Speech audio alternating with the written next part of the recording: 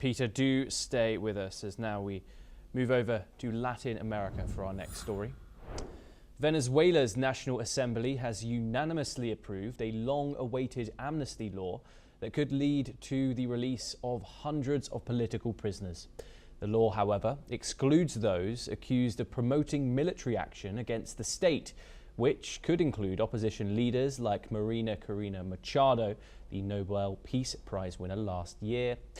Interim President Delcy Rodriguez signed the bill, stating one must know how to ask for forgiveness and receive it.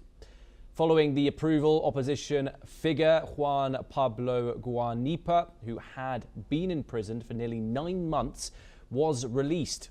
The approval of the law comes amid ongoing calls for the release of other political prisoners and growing pressure for the government to show genuine commitment to democratic reforms.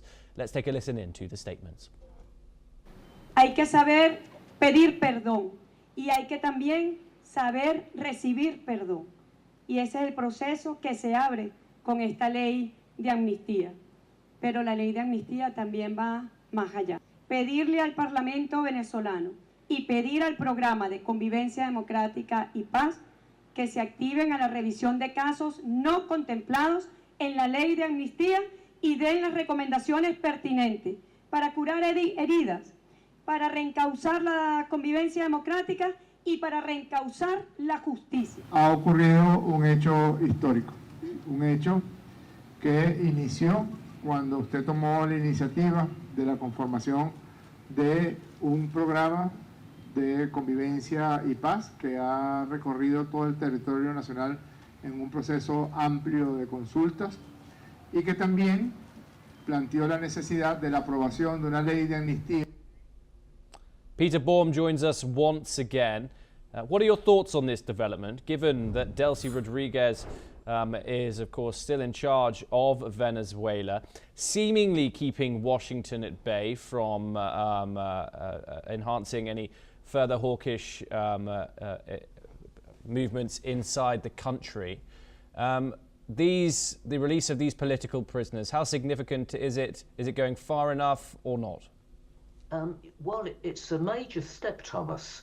And what is incredible about this Venezuela story, when you think what the Trump administration have achieved, it would have seemed at the outset that the opposition in waiting would by now have become more dominant in the ruling of the country. But as you quite rightly say, Maduro's protege is definitely keeping Trump online, and she has retained power and is making all the right moves diplomatically, politically, to try and retain the left remain in power. Now, I think the release of the political prisoners is a major step. Does it go far enough? Probably not for the Trump administration, and I think we will see some further movement in the weeks ahead.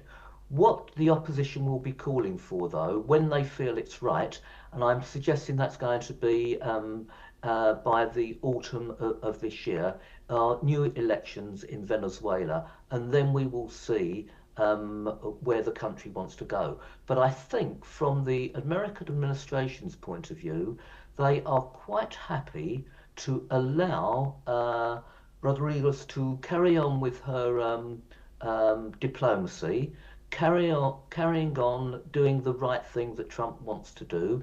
No one wants to see further violence or bloodshed in Venezuela. And I think, frankly, Thomas, when one thinks that what Trump did with Maduro, this is rather a political win for the right wing of American politics. Peter Baum, thank you as always. Great pleasure discussing these things with you here on the broadcast. We now turn over to West Asia once again and